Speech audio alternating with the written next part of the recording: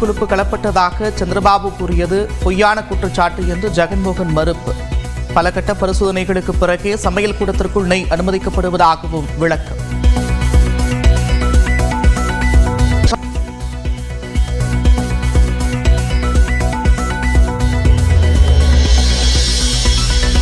திருப்பதி லட்டு விவகாரத்தில் ஆந்திர முதலமைச்சர் சந்திரபாபு நாயுடன் ஆலோசித்த மத்திய அமைச்சர் ஜே பி நட்டா உரிய நடவடிக்கை எடுக்கப்படும் என்றும் உறுதி. கடும் சர்ச்சை எழுந்த நிலையிலும் திருப்பதி லட்டு விற்பனை குறையவில்லை. நேற்று மட்டும் 3,20,000 லட்டுகள் விற்பனையானதாக தகவல்.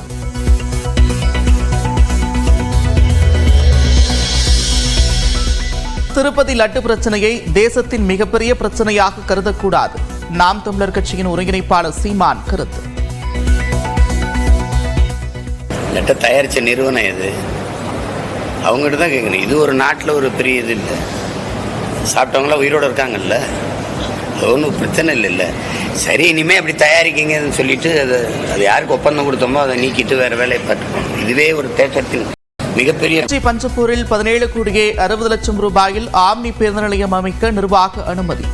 ஓசூர் பேருந்து நிலையத்தில் 18 கோடியே 20 லட்சம் ரூபாய் செலவில் கூடுதல் வசதிகளை ஏற்படுத்தவும் முதலமைச்சர் மு க ஸ்டாலின் உத்தரவு.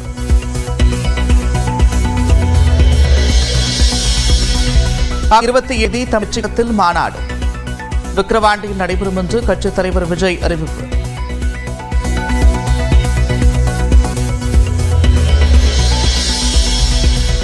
அரசியல் கேள்விகள் கேட்க வேண்டாம் என்று ஆவேசமடைந்த ரஜினி. உதயநிதி துணை முதலமைச்சர் ஆவாரா என்ற கேள்வி கேட்டதால் கோபம். அரசியல் கேள்வி கேட்காதீங்க சொல்லியிருக்கேன். அரசியல் கேள்வி கேட்காதீங்க சொல்லியிருக்கேன்.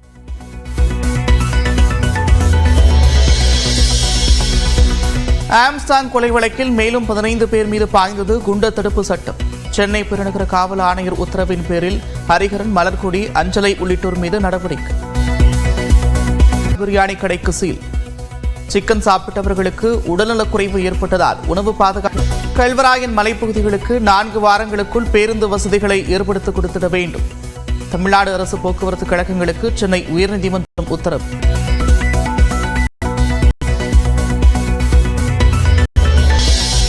போதைப் பொருளை நாடு முழுவதும் ஏன் தடை செய்யக்கூடாது என்று மத்திய அரசுக்கு உயர்நீதிமன்ற மதுரை கிளை கேள்வி. தெரிந்தே தவறு செய்பவர்கள்.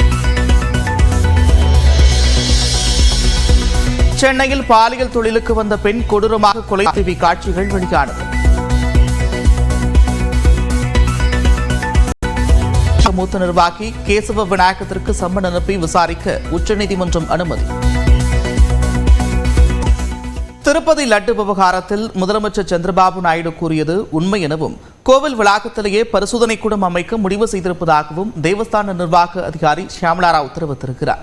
உலக புகழ்பெற்ற திருப்பதி ஏழுமலையான் கோவிலில் லட்டு தயாரிக்க பயன்படுத்தப்பட்ட நெய்யில் மாமிச கொழுப்பு கலந்திருப்பதாக ஆந்திர முதலமைச்சர் சந்திரபாபு நாயுடு கூறியது பெரும் சர்ச்சையை ஏற்படுத்தியுள்ளது. இது தொடர்பாக விளக்கமளித்துள்ள திருப்பதி தேவஸ்தான நிர்வாக அதிகாரி ஷியாமலா ராவ் முதலமைச்சர் தெரிவித்தது உண்மைதான் என்று கூறியிருக்கிறார்.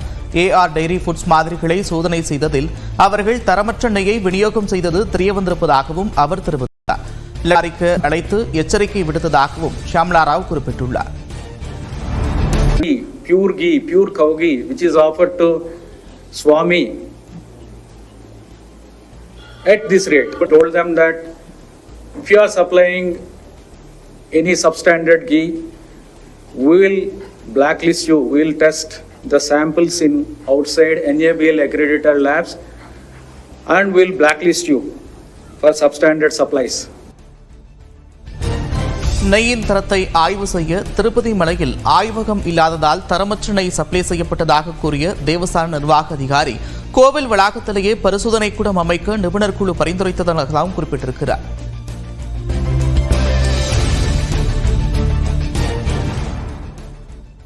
அரசியலுக்காக கடவுளை சந்திரபாபு நாயுடு பயன்படுத்துவதாக திருப்பதி லட்டு விவகாரம் குறித்து ஆந்திர முன்னாள் முதலமைச்சர் ஜெகன்மோகன் ரெட்டி குற்றம் சாட்டியிருக்கிறார். YSR காங்கிரஸ் ஆட்சியில் திருப்பதி லட்டு மாமிச கொழுப்பு குற்றச்சாட்டை முன்வைத்திருப்பதாக ஜெகன்மோகன் கூறியிருக்கிறார். திருப்பதியில் நெய் வாங்குவதற்காக நடைமுறைகள் தனது ஆட்சியில் மாற்றப்படவில்லை என்றும் முன்பு இருந்த நடைமுறைகளே பின்பற்றப்பட்டதாகவும் குறிப்பிட்டுள்ளார். மேலும் தரசான்று பெற்ற நெய் மட்டுமே பிரசாதம் தயாரிக்க பயன்படுத்தப்பட்டதாகவும் தனது ஆட்சிக் காலத்தில் 18 முறை தரமில்லாத நெய் நிராகரிக்கப்பட்டிருப்பதாகவும் தெரிவித்தார். தனது மோசமான அரசியலுக்காக சந்திரபாபு நாயுடு கடவுளை பயன்படுத்துகிறார் என்றும் ஜெகன்மோகன் ரெட்டி குற்றம் சாட்டியுள்ளார்.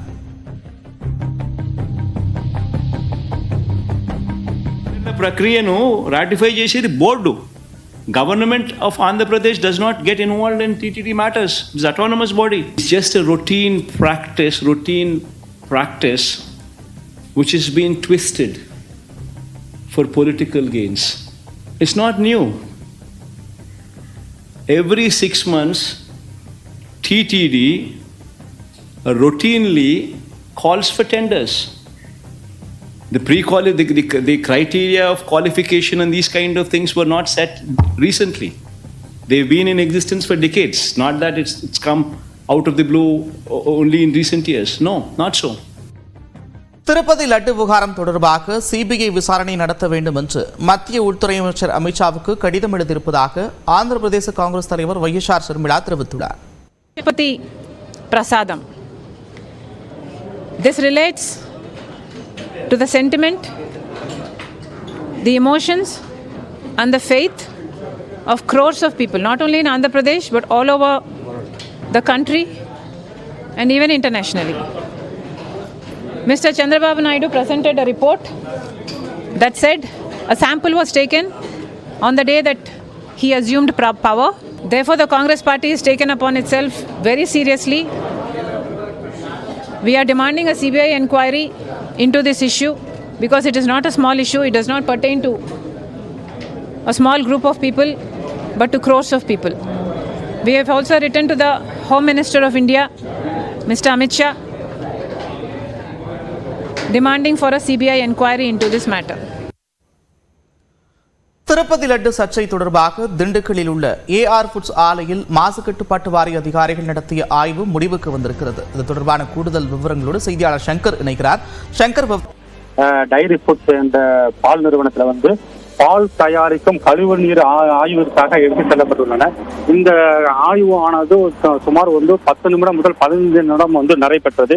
இந்த அதிகாரிகள் பால் நிறுவனத்திற்குள்ளே சென்று அந்த பால் பொருட்களில் இருந்து தயாரிக்கப்படும் கழிவு நீர்கள் வெளிவரக்கூடிய அந்த கழிவு நீர்களை மாதிரிக்கு எடுத்து சென்றுள்ளனர். இந்த மாதிரிக்கு சென்று இந்த ஆய்வானது திண்டுக்கல் மாவட்ட ஆட்சியர் அலுவலகத்தில் உள்ள ஆய்வாளர் அரங்கில் இது பரிசோதனைக்கு உட்படும். மேலும் இந்த ஆய்வு அறிக்கையில் ஏதாவது குறைகள் இருந்தால் இந்த நிறுவனத்தின் மீது கண்டிப்பாக நடவடிக்கைகள் எடுக்கப்படும் என மாசு கட்டுப்பாட்டு வாரிய உதவி பொறியாளர் அனிதா தெரிவித்துள்ளார். தற்பொழுது மாசு கட்டுப்பாட்டு வாரியமானது 15 நிமிடங்கள் இந்த மாசு கட்டுப்பாட்டு வாரியம் ஆய்வு நடத்தப்பட்டது. இதில் சில உள் பொருட்களில் இருக்கக்கூடிய இந்த கழிவுகள், அதாவது இந்த பால் மூலியமாக தயாரிக்கப்படும் அந்த உணவுப் பொருட்களில் இருந்து வரக்கூடிய அந்த கலப்படங்கள் செய்யும்போது அந்த கழிவுநீர் வாய்க்கால் மூலம் வரும்பொழுது அந்த கெமிக்கல் ஆனது கண்டறியப்படும். அதனால் அந்த கழிவு நீர்களை எடுத்து சென்று இந்த ஆய்வுக்காக எடுத்து செல்லப்படுகின்றன.